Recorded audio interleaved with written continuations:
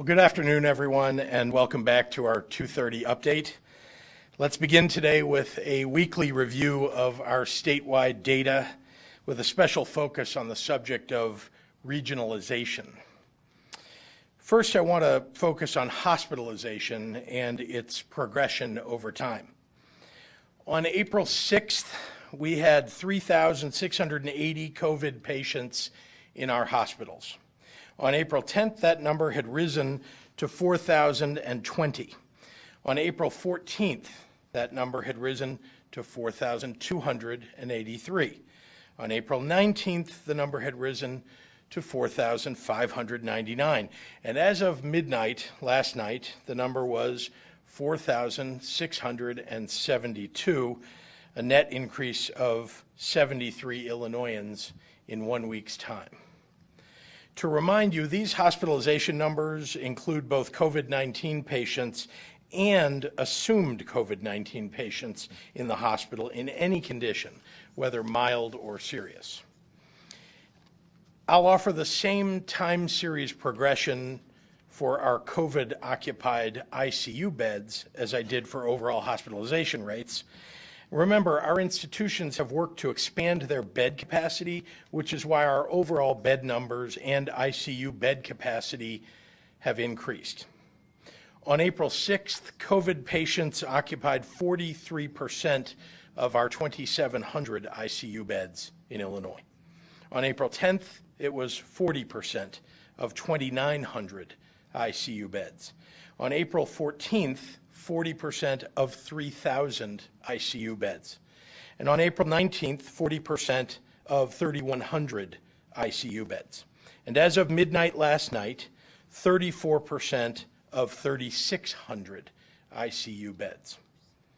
We also keep an eye trained on the number of Illinoisans with COVID-19 who are on ventilators, even as our medical professionals work to innovate ways to help patients avoid this very difficult, though potentially life-saving, measure. Of the 4,672 Illinoisans in the hospital, 763 are on ventilators. That means 23% of our total ventilator inventory is currently in use by COVID-19 patients, the same ratio as it was on April 19th, 1 week ago. That's following a downward trend from 29% on April 6th, then 27% on April 10th, then 25% on April 14th.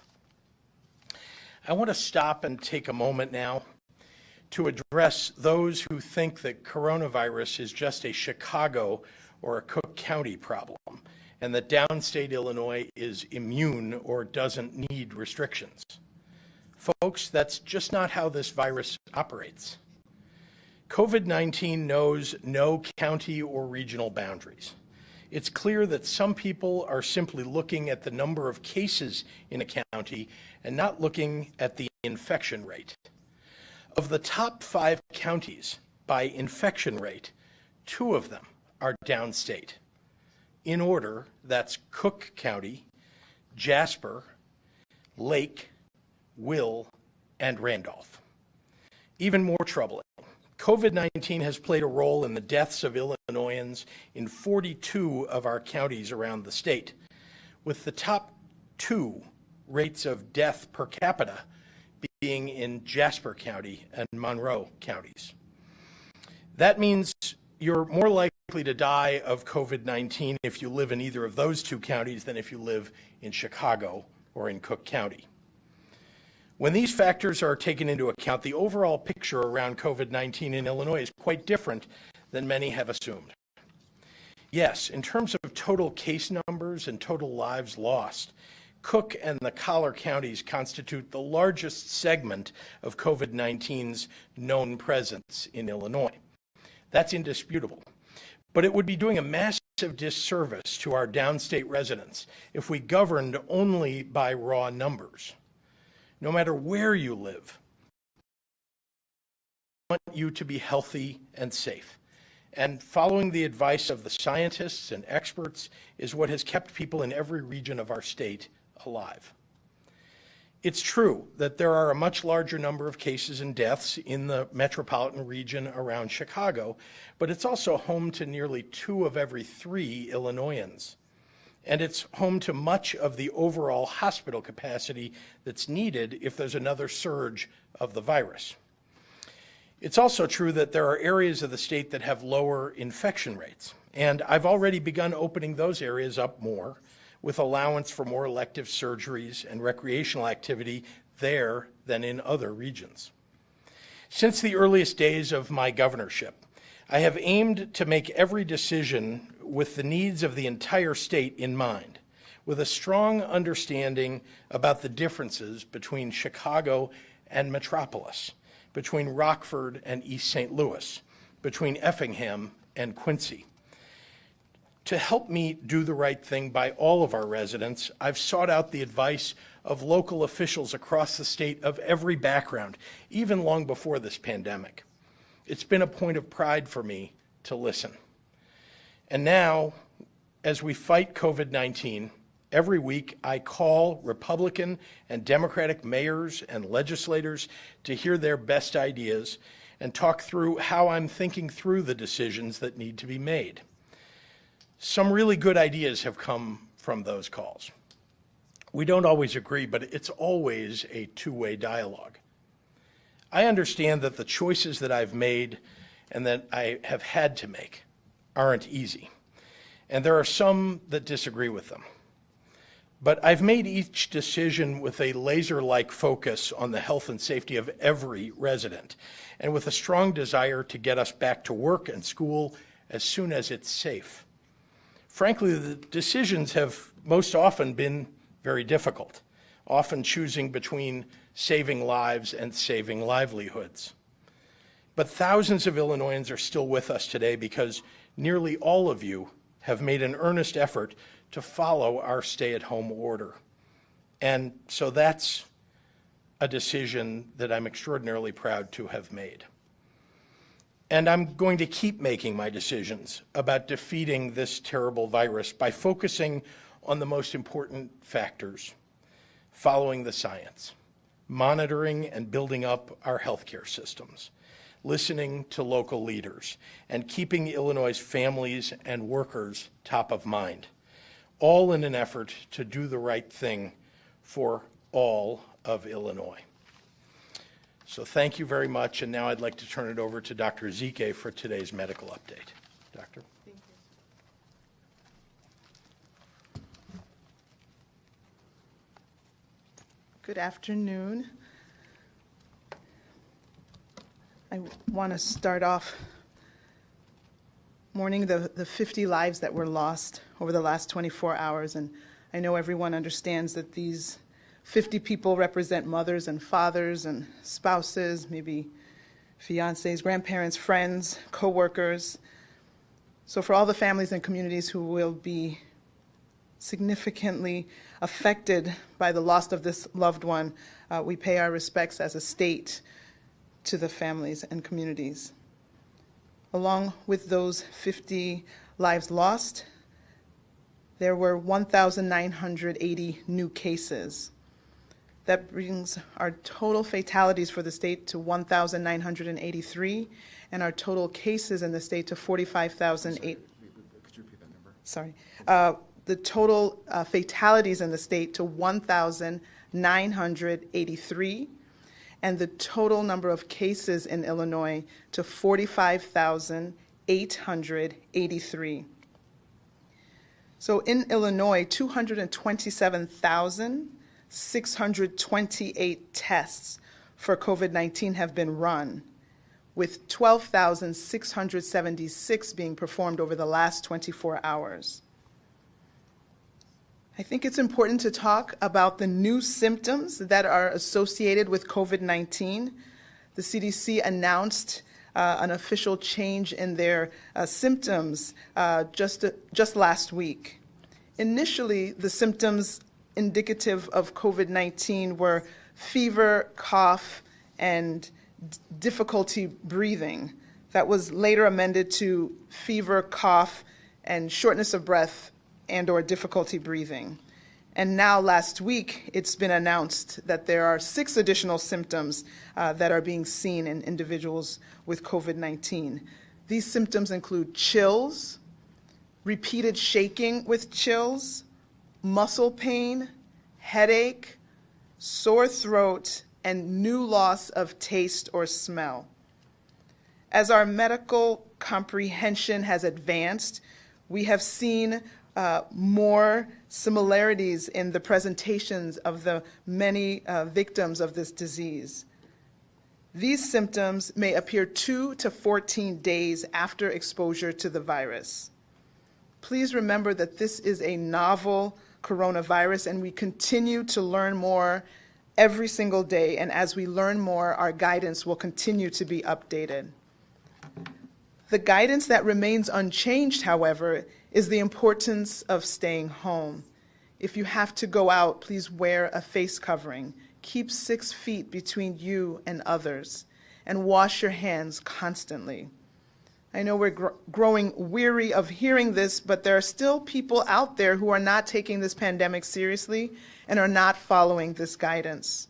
We must all do our part to get back to the sense of normalcy, which could be pushed back if all of us are not working in concert. Let's please stay safe. Let's be healthy. Let's stay at home. Thank you. And now I will summarize comments in Spanish.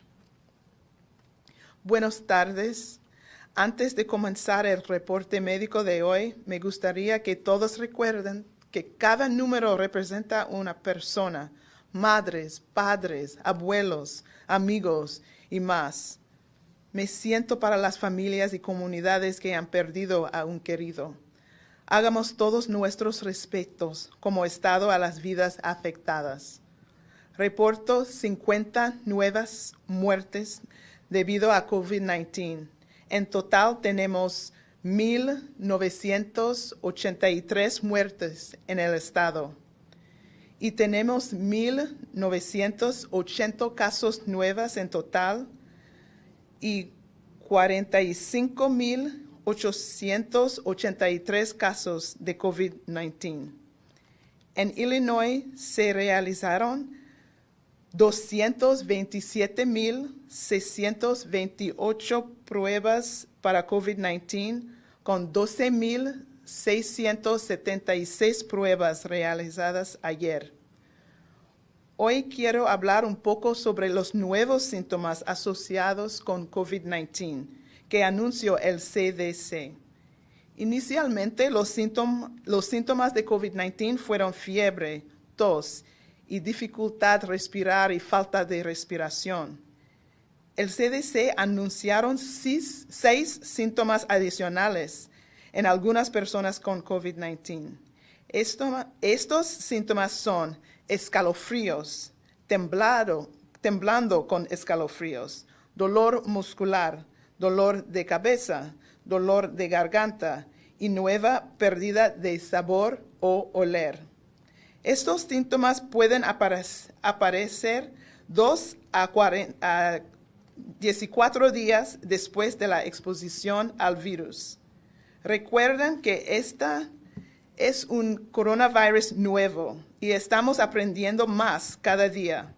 A medida que aprendemos más, ajustamos nuestro consejo. Sin embargo, nuestro consejo que no cambia es la importancia de quedarse en casa. Si tiene que salir, cúbrase la cara.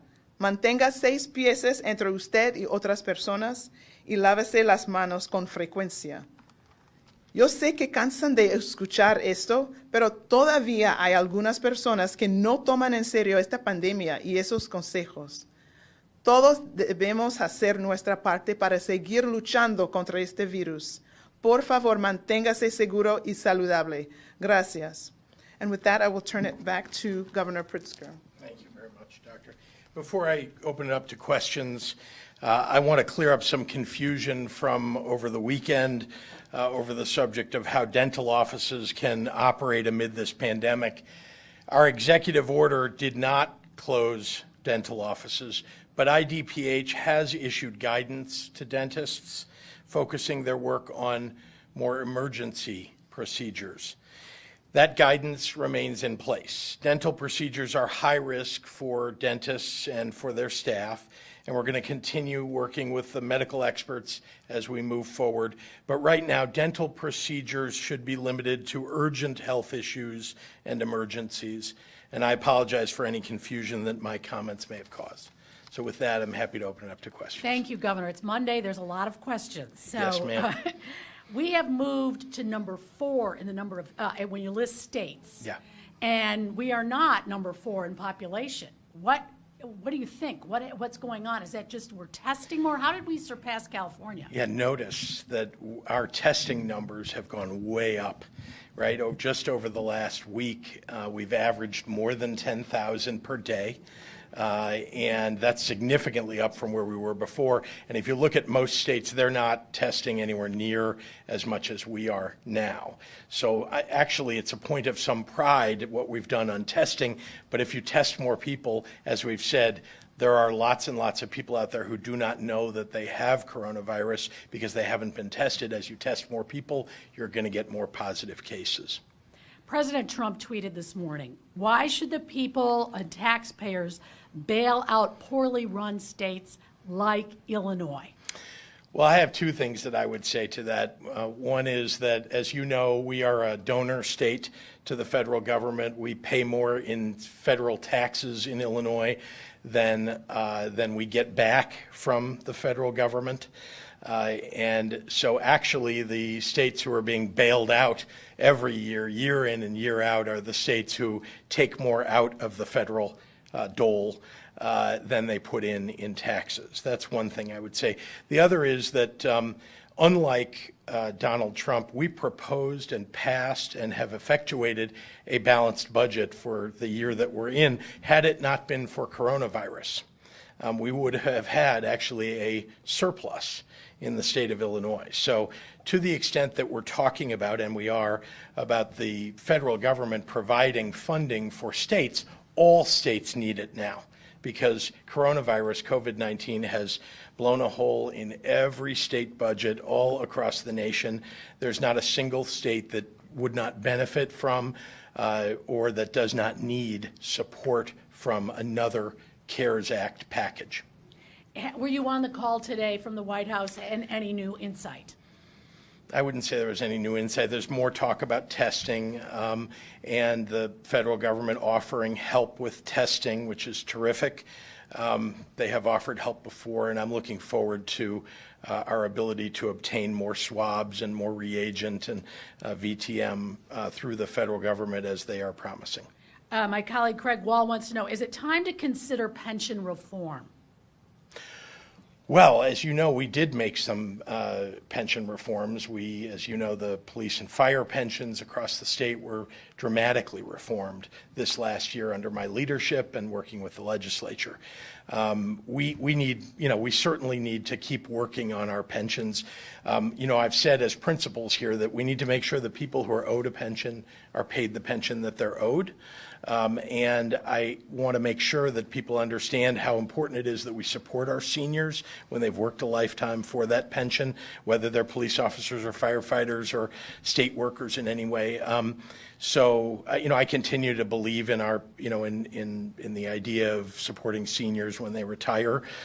So we'll continue to look at the ways. We proposed several ways last year that weren't yet adopted to make changes in the pension system, and we'll continue to look at everything and anything. Others are asking, perhaps is it time to lay off some state workers? Are those who are supposedly working from home, really working from home, and when there is not as much to do, perhaps they should get unemployment as well instead of getting paid by the state for doing nothing?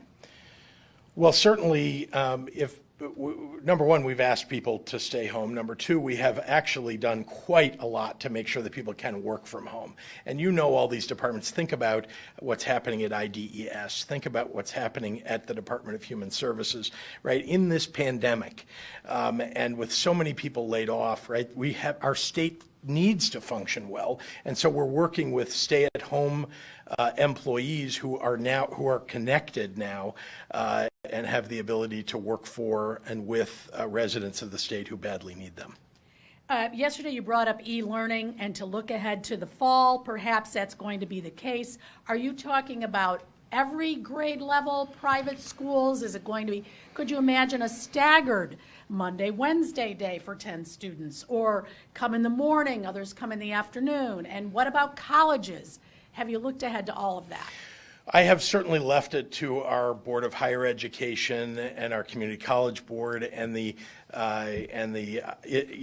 State Board of Education to make plans to make sure, because this, look, people have talked for some time about preparedness for disasters, and yet somehow the providing high-speed internet and and devices and the ability to connect to e-learning hasn't been a priority in the planning for that. And you may have noticed that in our capital plan we put $420 million in to increase the availability of high-speed internet everywhere in the state. Part of that was aimed at schools, and so this is going to be a comprehensive effort to try to upgrade schools and upgrade internet everywhere in the state so that people can connect with their schools. But as to whether or how it'll be needed, I'll leave that up to the professionals and, of course, to the scientists as we learn more throughout the summer about what the fall will look like. But are you considering a staggered day? Perhaps some people come in the morning, others come in the afternoon. Not specific. I'm not considering that, but I'm sure that there are people at ISB and other places that might be. Okay. Can you look ahead to this summer and say whether or not a convention of several hundred people, let alone 1,000 or so, or a conference, a social event, will we see people who go to an office where several hundred people work? Mm-hmm. Will that happen this summer in Illinois? Well, let me speak to the convention question and it sounded like gatherings of thousands of people first. And just to say, look, I don't know. It seems to me that we don't yet even have a treatment. So I don't know that people will even want to go to events like that and be in the midst of thousands of people because the idea that there's some percentage likelihood that you may contract COVID-19 by attending an event like that might keep people away. So I'm not going to dictate anything. We have a stay-at-home order from now until May 30th. We're making plans for the phased reopening of the economy. It's unclear to me about large gatherings. Those seem like harder things to get done than, for example, opening manufacturing facilities where you could be able to keep people 6 feet apart wearing PPE, and make sure the lunchrooms are not crowded and so on. These are things that we've looked at and are continuing to look at to make sure that we're doing it right and in a phased fashion. But as to whether a large convention could fit into an early phase, I don't know. And the same that I guess goes to Mayor Lightfoot just a few moments ago talked about. She envisions baseball with no fans. And Cisco Cota from BBM Radio wants to know as well, is that what you see, Major League Baseball with no fans? Well, listen, I want to watch a baseball game. I'm a fan, and I really would like baseball to go on. But I also know that that's going to be a decision both for the leagues who are making decisions, all the pro sports leagues are having to make decisions about what the future should look like, and importantly, I think they, like me, they are relying upon the scientists, epidemiologists to help them figure out how do you do that in a safe fashion. Do you need to test all the players before they go on the field? Can they really, in contact sports, can you really, how do you do that if you're supposed to maintain some social distance?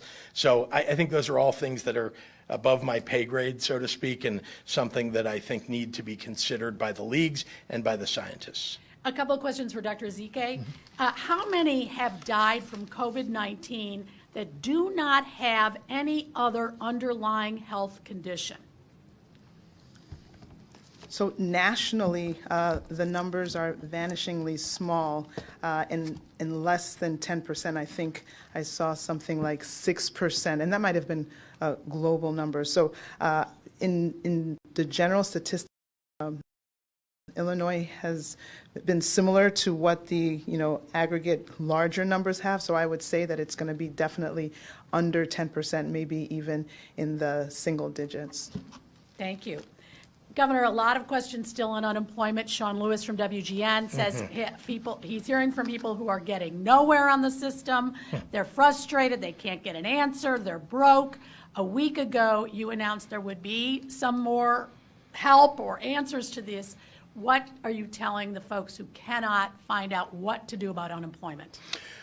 Well, the first thing I would say is that we've processed nearly more in the neighborhood of 800,000 unemployment applications at this point, and it's about 10 times every day what was being done last year at this time. So it's a significant effort that's been put into making the system easier for people to get through. Now, I think the problem, to be clear, has been the phone lines. Remember I said a little while ago that you have to have trained personnel and trained personnel that are answering the lines because the information is private information. And so people have to be trained to handle that properly. There is a federal guideline for that training, and that training takes longer than the time that we have to handle something within a week, for example. So we're working very expeditiously to try to ramp all that up. But I just want to remind you that virtually every state is having trouble managing the influx of unemployment applications. We are working night and day. I watch those numbers every day. I see how many are coming in over the internet, how many are coming in by phone, and the increase of numbers of people who get their phone calls answered. Again, we can't fix this overnight. It's absolutely true, but we are fixing it, and it has been radically better over time. Eric Hong from WLS asking, Ohio, which is part of the regional coalition with Illinois, is announcing plans to reopen segments of the economy starting Friday. Will this impact what happens in Illinois? And what's the point of a coalition if the states are acting independently on such important decisions? Well, you have to remember that every state has a slightly different curve. And so decisions about timing are different than decisions about what might open. The other thing is that this is a council, in part, of governors who share ideas with one another about how best to go about the opening. So remember, we are still climbing on our curve, and I just talked to you about how that's a slowing climb, which is a good thing, but we are still on this side of the peak. And I'm hoping there's not a plateau. I haven't looked at the numbers for Ohio, but obviously Governor DeWine is seeing something different in Ohio if he feels like Friday is a good day for them to begin opening or moving to phase one. But you all still discuss and talk how often and what kind of insight did they give you? Yeah, we've had calls, and again, we're sharing the kind of the commonalities. What are you doing about manufacturing? What are you doing about warehousing? How are you handling those things within your state? Those are things that are very important that we share in common as states, and therefore each of us offering ideas for one another. One of the important topics the last time we were on the phone together was how is everybody working to provide support for our smallest small businesses, many of whom can't access the PPP money because they don't have lawyers and accountants and so on. And so listening to how each state, by the way, Illinois has solutions for that we've implemented, having limited state resources for all these states makes it harder, but we're all doing slightly different but important things to lift up. I'm particularly interested in these because these smallest businesses are the ones that create the most jobs. And so I'm the one who's asked that question of my colleagues. Amy Jacobson, WIND Radio. Once we've reached our peak, is the 14-day decline based on the number of hospital beds in use, ICU patients, or the percentage of new cases? So remember, the whole idea here, Amy, is to make sure that we're not going to overwhelm our hospitals and our healthcare system in general. So that's how we choose what of those statistics we're watching. It's very important, the question of hospitalizations. Are we going down the other side of that? Are we going down the other side of ICUs? And are we continuing to go down the other side of ventilators? Because right now, we've increased the number of ventilators, and it appears that the number of people on ventilators, roughly speaking, has leveled. And so I expect that to be one of the first things that goes down, in part because doctors have done such a good job of keeping people off of ventilators and having them recover without going on one. So those are the things, hospitalizations, ICUs, those are certainly things that we look at that are very important for making a decision on the other side of the peak. Remember, the peak, I'm hopeful that the peak is actually a peak and that not, as we've seen in some other states, a plateau. From Univision, David Palomino. Question for the governor. There are trending reports about hospitals getting paid more if patients are listed as COVID-19 and on ventilators. Are the fact that hospitals are getting more money, according to that, have you heard of that? I have not heard of that. It may be something to do with the CARES Act, but that's not something that we're doing in the state of Illinois. We are supportive of those hospitals, however. The hospital, I just want to take this moment, thank you for asking the question, because there are hospitals like Rush, just as one example, that have really converted their entire hospital into a COVID-19 hospital. I mean, in the sense that they got ready for an onslaught. Right? And I mean, almost immediately. In fact, before other Chicago area hospitals, they were on it. I'm not saying the others haven't done a phenomenal job. I'm just pulling out one of them and saying, and those hospitals deserve our respect and they deserve to be supported because honestly, if you converted away from elective surgeries and away from other profit-making surgeries and to making sure that you are treating COVID patients, you lost money in that trade. And so we want to be very supportive of those hospitals, but there's no state funding that is increasing for COVID hospitals that's different than other hospitals. One of the reasons that we opened up elective surgeries is to allow hospitals to have some profit-making endeavor that would offset the cost of taking so many COVID patients. There are reports today about questions of the food supply. Are you concerned about the meat shortage that might happen? Well, concerned in the sense that we're monitoring it closely. Our Department of Agriculture, our Department of Public Health, our local county departments of public health, we're all paying very close attention to those meat producers and processors. But I don't currently believe that we are going to have a problem with our supply chain. But again, we're watching it very closely. Today, the mayor talked about boating on the lakefront, and the question to you is, she does not anticipate opening the lakefront for boating, but what do people, you've said they can boat if they only have 2 people in the boat. Where do you stand on boating on Lake Michigan? Well, our executive order is really focused on the state parks, and municipalities have the ability to have more stringent rules than we have suggested on any subject, really. And so that'll be up to the city of Chicago to make a decision about whether people will be allowed to vote or not. Thank you, Governor. Thank you. Okay, questions from online. This is Jamie Monks of the Tribune. How many IDOC prisoners have been released through medical furlough, and how many have been granted commutations or clemency due to COVID concerns? Why haven't lawmakers who have requested information about criteria for releases received answers?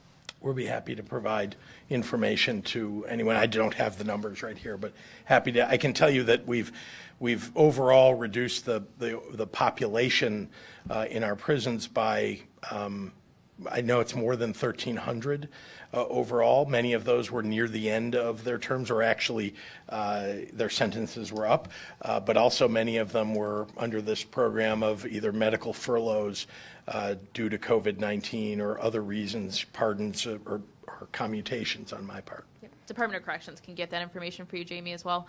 For Dr. Ezike from Hannah, Iceland has done the most COVID-19 testing per capita in the world, and as a result has a very low death rate. Of course, Iceland is very different from the U.S. in a lot of ways, but is it possible that if Illinois caught up on testing, our death rate wouldn't actually be the current 4.5% and would actually be much lower? What is the death rate that's being assumed in the modeling released on Thursday that was used to show that if the current stay-at-home order restrictions were loosened, 20,000 or so people would die in a second wave?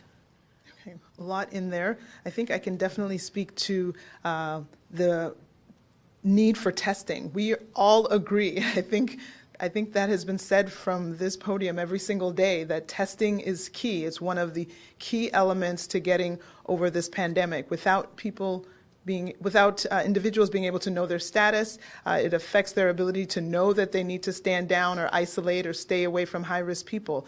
So, I mean, you've seen us go from doing dozens of tests a day to 1,000 tests a day to 5,000, and just in the last week continually hit over the 10,000, and we're not trying to stop there. We're trying to get tens of thousands, hundreds of thousands. So we are on the same page with Iceland. We just haven't achieved it yet, but we definitely understand how critical testing is and increasing that test capacity, and we have teams of people working day and night on that. And I'd like to just disabuse anybody of the notion of a 4.5% death rate. The fact is that if you look internationally and in the United States, it is presumed that there is about a 1%, a little less than 1% of people who get COVID-19 who pass away from it. The 4.5% that you're calculating is just the cases that we've been able to identify by virtue of the limited testing that we've had available. So it is a much lower rate than 4.5%, we assume. Okay. This is for Dr. Zike from Amanda at WTTW. Do you believe Illinois has reached its peak? What is the current R0? So as the governor has said, we are growing so slowly in the numbers in terms of the rate of rise that we think we are coming upon it very shortly. So again, not being able to predict whether we will just continually increment versus we're going to hit it in a few days and start coming down, versus, like he said, he's hoping not to have a plateau, but there's a potential for just staying at a level number for an extended period of time. We don't know when we're off the peak and heading down until we are, unfortunately. And so the models and the predictions can only do so much, but it's actually going to be the data that will tell us when we've reached there. Was there another part to the question? What is our current R0? Oh, okay. So the last time we looked at it, it was 1.4. And so I should be getting some updated numbers this week. What does that mean, please? Okay. So the R0 is a measure essentially of the infectivity or contagiousness of the disease. It suggests how many people, like one case, how many different people will be infected. I think at the beginning of this, it was like 3.5. And so if you think about exponential growth and how one person going to, infecting 3 people and those 3 people going to another 3, so you're increasing exponentially that with one going to 3, after 10 rounds, you get to 59,000 people. So obviously, if one person only infects 1 or 1.4 people, if that was such a thing, and you keep going, obviously that lowers the numbers of people that would eventually get ill. And we've been able to lower that by virtue of the stay-at-home order and other restrictions that people have followed in the state. Is there an ideal number? Under 1. That's what you're looking for, under 1. Governor, this is from Amanda as well. When does the Illinois legislature need to meet to begin to make its own decisions about the budget? And when the legislature is in next, what sort of protections will you ask for, and for which classes of workers, in light of the Workers' Compensation Commission today rescinding its rebuttal presumption of the COVID-19 rule? It's up to the legislature. There's no requirement in terms of the budget. By May 31, if the legislature votes on a budget, it needs to have a simple majority to approve a budget. After May 31, it's a supermajority vote for a budget. So again, that's whenever the legislature decides to meet, and given the circumstances, and they are considered essential workers, so they'll be able to figure it out. It is quite complex, though, as you may know, between staff and 177 senators and House members.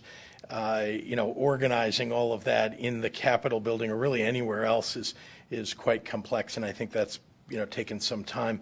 And the other question, sorry, was Hold on 1 second. yeah, apologies.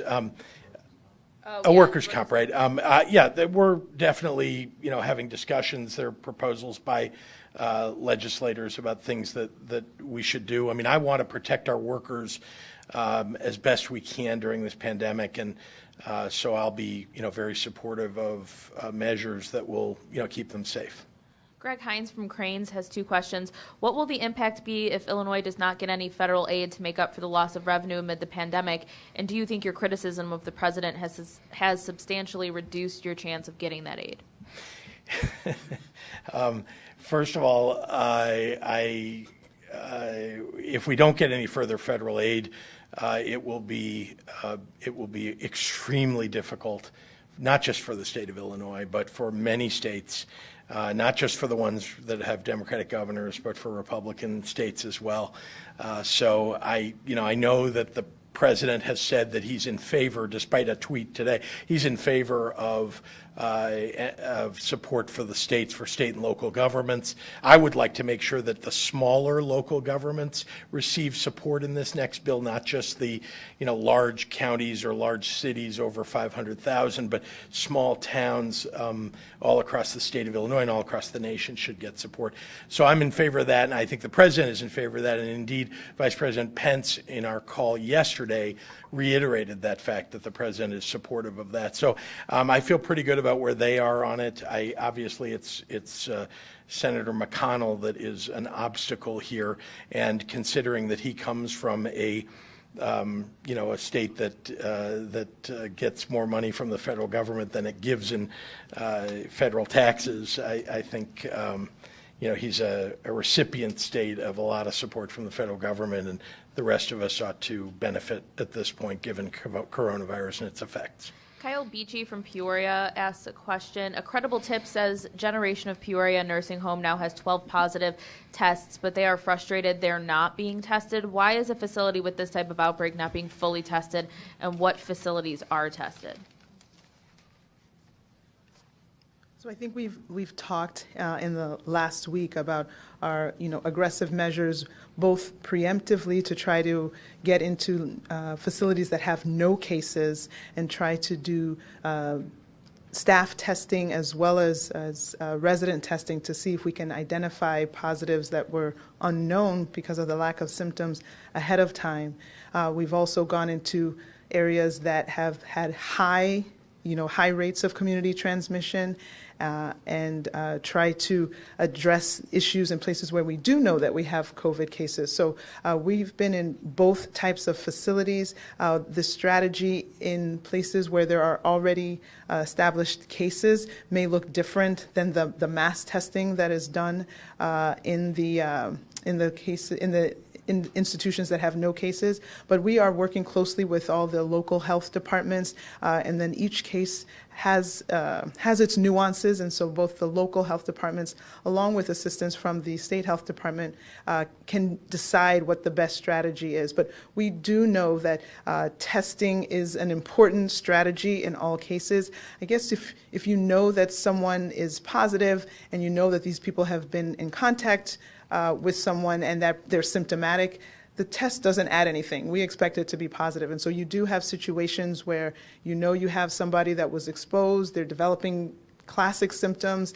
A test doesn't really add much because we pretty much know what that is. But we are trying to, if we had testing that we could just rapid testing that we could put in every single facility. We would put one in every nursing home, at every workplace, at every correctional facility. We all agree that mass testing, rapid testing with accurate and reliable results is where we want to head and where we want to be eventually. Governor, a judge just ruled that your stay-at-home order is, in Darren Bailey's lawsuit, is no longer able to stand. We're still getting the details of what that order means, but would you like to react to that? I would. I have affirmed many times over that Republicans and Democrats alike, public servants from all corners of Illinois, have come together since the earliest days of this public health crisis to make incredibly difficult choices. Understanding that, painful as our actions might be, the question boils down to life and death. COVID-19 is responsible for denying the people of Illinois the precious moments of togetherness and steadiness of routine that have been put on pause in response to this global pandemic. The stay-at-home order has prevented tens of thousands of illnesses and thousands of deaths. History will remember those, who put politics aside to come together to keep people safe. It will also remember those who so blindly devoted to ideology and the pursuit of personal celebrity that they made an enemy of science and of reason. Representative Darren Bailey's decision to take to the courts to try and dismantle public health directives designed to keep people safe is an insult to all Illinoisans who have been lost during this COVID-19 crisis. And it's a danger to millions of people who may get ill because of his recklessness.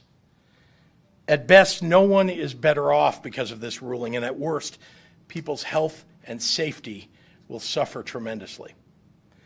In Illinois and nationally, we are operating on decades of precedent in terms of how disaster proclamations work. From floods to tornadoes and now a global pandemic, disasters don't necessarily evaporate on a 30-day time frame. The legislature took that into account when they wrote this law. In collaboration with the Attorney General's office, my team and I will fight this legal battle to the furthest extent possible to ensure the public health and common sense, and that those prevail. In the interim, we will be issuing new public health directives so that we can continue to respond to this public health crisis. At this time, I strongly encourage all municipal level leaders, as well as the people of Illinois who are our strongest weapon against this virus, to follow the advice of our scientists here in Illinois and across the nation, of IDPH and the CDC, and continue to follow the guidelines of our stay-at-home order. This ruling has put the people of Illinois at risk. I sincerely hope that this matter will be brought to a swift resolution so that we can go back to placing our undivided attention on the work of keeping people safe. And then we'll just do a few more questions here. Jay Griffin from the Daily Herald. Coronavirus deaths linked to nursing homes more than doubled. Cases also soared to 4,300. Is the surge partly a function of more testing in these facilities in the past week? What can be done to protect workers and residents in these facilities? We certainly are doing much more testing across the state, and especially in nursing home facilities. That is true. As you know, when there's an outbreak, we have a strike team that often takes hold, that we are advising the local assisted living or nursing home on how to manage these crises. And of course, the county public health officials are very much engaged on the local level to make sure that there's PPE to protect the people in the facility, including the staff, as well as all the residents. And so we'll continue to operate on an urgent basis with regard to our nursing homes, because those congregate facilities, as we've been saying now for weeks, are the most at risk of any type of setting that people can be in. Doc, do you have anything to add? Mm-hmm. Governor, I didn't realize that order, what had happened. I apologize for breaking into that. Mm-hmm. I mean, that's going to cause a problem. If you now... Hey, Marianne, can you wait 1 second so we can get you on? Yeah, I'm going to get you a microphone. If you... Yeah, I wasn't ready for that. Sorry. Mm-hmm. Mm-hmm. And others are asking as well. So if the judge is saying, Darren Bailey's right, you might not have this authority, what is every city, every county is going to go ahead and say, guess what, we're opening? That is the danger that Darren Bailey has put this state in. You've just stated it perfectly succinctly. People are in danger as a result of this ruling, of the judge's ruling, of the suit that was brought by Darren Bailey. We certainly are going to act in a swift fashion to try to have this ruling overturned. Certainly put a stay in place. It's frankly, it's insulting, it's dangerous, and people's safety and health has now been put at risk. There may be people who contract coronavirus as a result of what Darren Bailey has done now. How quickly can you act? Because I would think people are going to try to supersede you very quickly. The Attorney General handles these kinds of lawsuits. Their people are on site, and their people are handling the appeals that will take place. Thank you. Okay, we'll do a couple more questions here. Kelly at Block Club. What is the state doing now, or what does it plan to do to prepare for the November election, and how is it ramping up mail-in voting? So, as you know, there is some federal funding available to support changes in our elections so that we can make sure that people have the ability to vote even with the presence of coronavirus. So, our intention, my intention at the moment is to ask the legislature to expand mail balloting. I think that giving everybody the ability to vote by mail much more easily makes the most sense to me as a way to prevent people from contracting coronavirus. And so I will be asking the legislature to do that. And then, of course, the Illinois Board of Elections has been thinking about this and preparing for it for some time. And we look forward to working with them, advising them, and making sure the legislature gives them whatever they need in order to effectuate more mail-in ballots. We also have a question from, hold on one second. Shia Politico, Governor, how do you see the handling of COVID-19 affecting political discourse in Illinois and across the country as we lead up to the November election? I think that I can see that people want to make this a political issue. From my perspective, this is a matter of life and death. We all ought to be on the same side on those subjects. And so I'm hoping that this doesn't devolve into, the politics that I think, often people at the federal level like to make it. And obviously you can see that there are legislators who don't understand this, who think that everything is fodder for the political world. But I must say that there are Republicans that I have worked with who are genuinely concerned to do the right thing in the state of Illinois. And of course, Democrats have been terrific working with some of those Republicans, working with me to make sure that we're making progress at lowering our hospitalizations and, all the other things that we're trying to do here. But it is vital that we work together to keep people safe. And that means following the orders that we put in place, which obviously, Darren Bailey has now put at risk. This will be our last question. It's from Kelsey Landis as a Belleville News Democrat. Will the state start reporting coronavirus cases at correctional facilities the way they do nursing homes? We already do that, but you can Will the state what? Start tracking? Reporting cases at the Department of Corrections. We do that. It's on the corrections website. Yeah. But you could talk a little bit about what we've done at corrections otherwise. Yeah, we have been very focused on all congregate settings, developmental disabilities sites, prisons, nursing homes, assisted living, the list goes on. With regard to prisons, we've deployed the National Guard, medical units, tents, making sure that we can separate people who get COVID-19 from people who don't have it, making sure we're doing wellness checks and taking temperatures. A lot of testing has occurred. We want to keep our staff safe at all these facilities. So there's been quite a lot of work done for, I guess it's probably 7 weeks or more now, to make sure that we're, there's been no visitors and, all these other facility restrictions in order to make sure that we're keeping everybody safe, especially our staff and the residents or inmates. All right. Thank you, everyone. Thank you. Thank you.